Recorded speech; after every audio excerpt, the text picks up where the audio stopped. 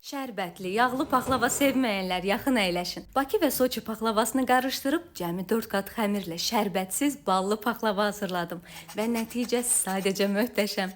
Ələnmiş unu soyuq kərə yağı ilə qarışdırıb umaç hazırladım. Qabartma tozu və 1 çimdik duzla qarışdırdım. Üzərinə yağlı xama və 3 yumurta sarısını əlavə edib qatlayaraq toplayıb xəmir hazırladım. Xəmiri hələlik soyuducuya qoyub içliyini hazırlayıram. Qoz ləpəsi, şəkər tozu, hil, darçın və yumurta ağını qarışdırdım. Xəmiri 2 böyük və nisbətən 2 kiçik hissəyə böldüm. Böyük hissələri paxlavanın alt və üst qatı üçün, kiçik hissələri isə orta qatlar üçün istifadə etdim. Nazik yayıb yağlı kağız sərdiyim soba lisinə yerləşdirdim. İçliyi də 3 hissəyə bölüb yaydığım qatların üzərinə çəkdim. Dilimləyərkən sadəcə üst qatını kəsdim. Üzərinə yumurta sarısı və zəfəran qarışığından çəkib ləpə düzdüm. Zəfəran dəmi yerinə süd də istifadə etmək olar.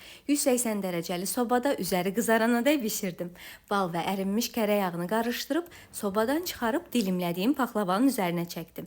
Yanına da Hacı Seylon çayından pürəngi çay dəmləyib servis etdim. Mən bu ləzzəti çox sevdim. Sizə də hazırlamağı canı könüldən tövsiyə edirəm. Ərzaqların miqdarını videonun açıqlama hissəsində qeyd etdim. İzlədiyiniz üçün təşəkkür edirəm. Hələlik.